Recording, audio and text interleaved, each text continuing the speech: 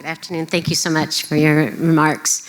I was mindful of in the PR story I heard this week about in Charleston, where the white supremacist rally was, and they were talking there about how the mayor kept saying, here we are a year and a half later or whatever, going, we need to be civil, we need to be civil. And there's this whole movement that says, you didn't hear us when we were civil, and so now we're not going to take that strategy anymore in the way that we approach this topic because we want change. It was an interesting strategy when I was looking at your chart about, kind of where that safety plays in, and we're trying to keep it civil to keep it safe, or are we trying to keep it civil to kind of keep it contained? So just your thoughts about that. Yeah. So thank you for the question. I think civility, as we describe, it's kind of like this definition of love. I think when we are talking about civility in this kind of way that says, you help me to feel comfortable, that's not, I'm not being civil. Or you're not being civil by asking me to do that. So I don't think that civility is what people think it is. I think that's kind of a luxury of privilege. To say that everybody has to be civil. And what is civil? Again, these definitions. Where does that definition come from? Who created it and who benefits from it?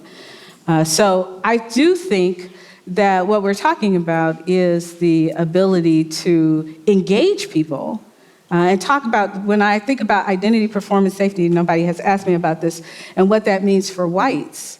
When they experience identity, performance, safety, I think that what that looks like is now you're more concerned about whether or not you might be called a racist or sexist. And that's okay. I think that that's okay for you to experience that concern and for us to be experiencing that together. I'm worried about how I'm showing up. You're worried about how you're showing up. Let's work together to think about what does it mean to show up in an organization that is antagonistic toward racism, right? I don't know if I have a question, but more observations and maybe.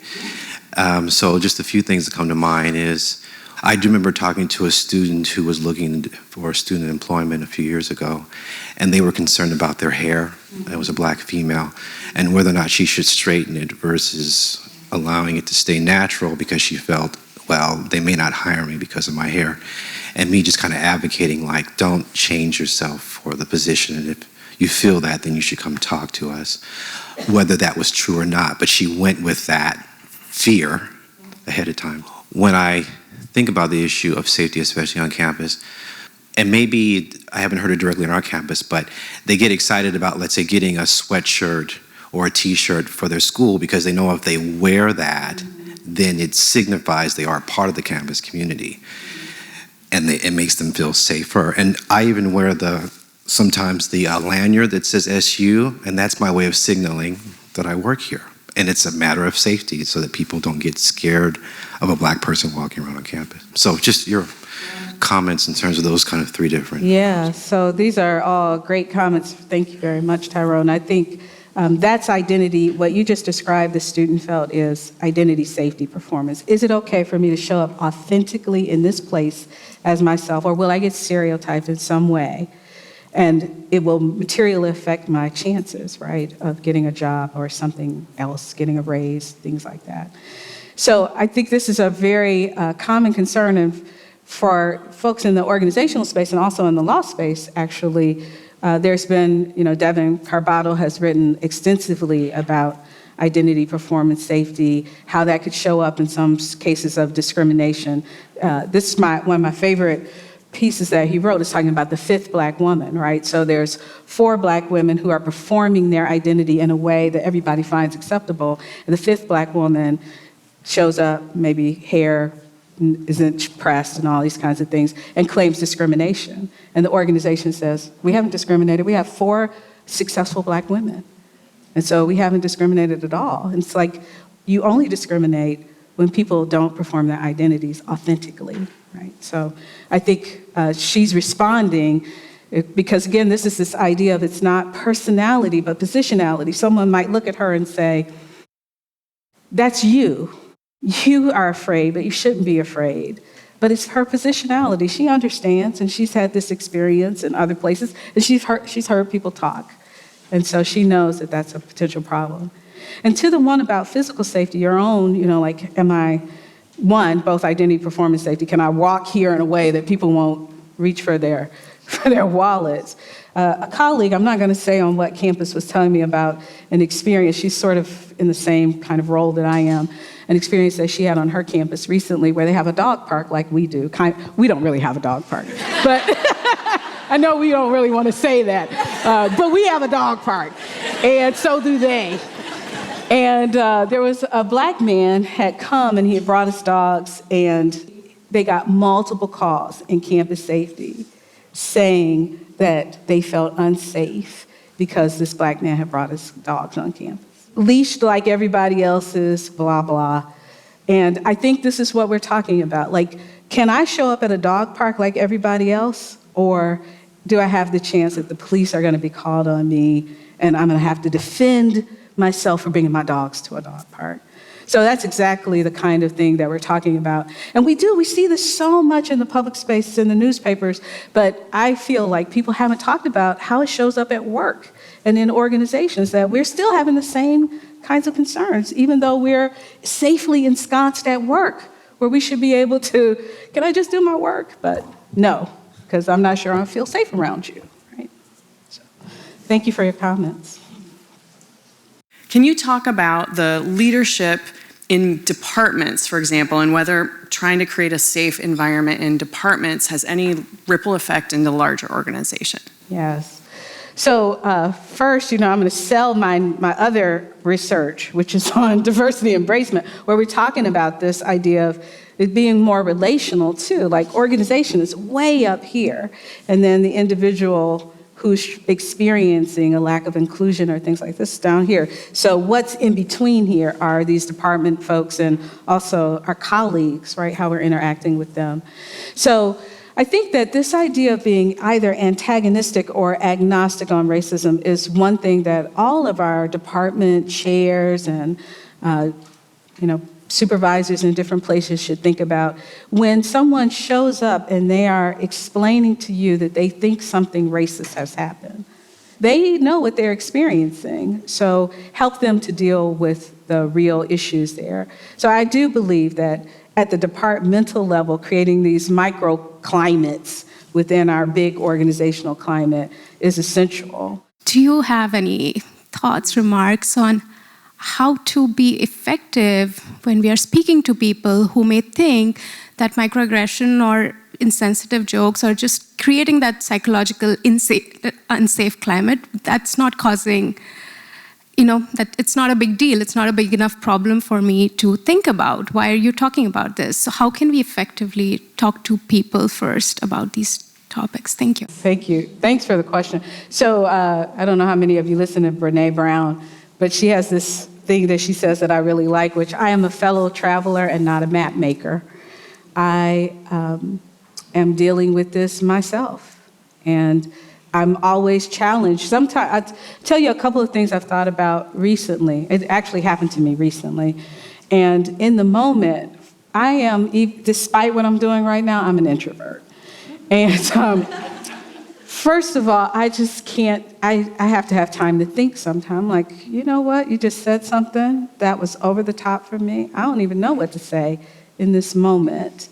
And so I think it's okay if you need to walk away. In fact, a friend of mine, Jen Marone, sitting here, we were talking about something the other day. She said, well, there could always be another conversation. I think that is true. So I did go back to the person at another time and say, hey, I just want to talk to you about what happened the other day. Because I think in the moment, the chances of you being able to articulate it in a way that helps them to see what's happening may not be good. And so I think it's okay to come back at another time. The other thing I think is important to think about are maybe two things. One is, do you care about whether or not you have a relationship with this person? I think there are people that were like, I'm not going to see you again. I'm kind of done with this conversation, so not answering. So I think that's one. Do I care about the relationship with this person? But I think if you do care about the relationship with the person, it's a person that you have to work with, then I think this is where this idea of courage and love come in together. You know, if you love people in your life, you don't let them keep treating you badly or treating themselves badly. And so if we're going to have a relationship, I need to be able to share this with you. And I think we could start from that perspective is I want to have a relationship with you. And here's what happened. And here's how it made me feel. And really share what our feelings and concerns are. And also, I think it's okay to express some empathy that, like, you may not have realized that that was an offensive comment. And I understand this. Maybe this is the first time anybody has shared with you that this is problematic. So I understand that right now you might be feeling a little bit defensive and put off. So let's talk about what we do to come back into relationship together. So I think that that's part of it is think, do I want a relationship? And then I'm going to express some empathy, but I have to tell you how I feel. Thank you for your remarks. I just hope like God gives us a lot of courage and love to do that. I tried doing that. It's exhausting. It is exhausting. And if you have to do it 2 or 3 or 4 times a week, it's exhausting with multiple people who you love and care about. So thank you. It gives me hope that I'm on the right track. It's worth investing my time and emotions in this. Thanks so much. Appreciate it. I'm, as I said, fellow traveler, I'm with you. How can we encourage people to get over their discomfort of having these conversations so that we can all be, better as a group? Yes. So again, fellow traveler here, but we've just been having this conversation a little bit as we've been talking about community engagement, and I think helping people to see that this is paralyzing. These fears, this fear that who I think I am, as what my identity is going to be shaken because somebody might say I've been unfair, I'm racist. It's paralyzing. It means that if you are interested, which many of our colleagues are, if you're interested in having a different kind of relationship with folks of color, then again, we have to be free to enter into that relationship and for people to share with you that it's problematic. And so for you to just hear that, right? You don't have to even respond. Just, I hear you, thank you for sharing with me. I think it's a sufficient response for white folks who are trying to think about, what do I do? How can I feel more comfortable? I don't know if you can feel comfortable, but I think that just taking it in, that someone has shared that with you, is actually a great gift, right? I'm not gonna walk around here feeling that you are a colleague I can't talk to anymore, I don't wanna be bothered with. I'm just gonna tell you that this is problematic for me. And that's only because I care about you. I want to have a relationship with you. So I think helping them to think some about that. But now, if you're a white person, I think start to think about this identity performance safety. This is stuff that folks of color are performing all the time. We're thinking about how we show up. And so having to think about how you show up, that's part of what it means to live in a diverse world. And you have to think about it too. Can you speak more specifically about code switching and how we, especially as African Americans, how that is our day-to-day? I heard the word exhausted, and how this whole kind of game of code switching has become a lifestyle for us, especially as African American professionals, and how we have to do that in order to create a safe space for those who don't look like us. How can we get people who don't look like us to understand the complexity of code switching and how that just plays into our day-to-day lives? Yeah, so thank you very much for this question. And I think this goes again to this idea of identity safety, right? The identity performance safety. That the question I asked you during the talk was, what does it mean to be professional? That's part of, I think, what Quentin is talking about. What does it mean to be professional? Who created that definition? And who benefits most from it? And I think for folks of color, and now I'm getting old, and so students don't say the same things that they used to say to me. But for folks of color, when you show up, again, this is a question of positionality, not personality, because there might be some people say, oh, don't be so sensitive about that. Everybody has to perform identity. That's true. But because of my positionality, if I show up in the classroom and I talk the way that I feel most comfortable, students question my credentials. And in the past, I have had students ask me, do you have a Ph.D.? Yeah, I have a PhD. Where you have it? Where did you get it from? So these are the kinds of things that require me to perform my identity questions, perhaps, that most of my white colleagues don't get.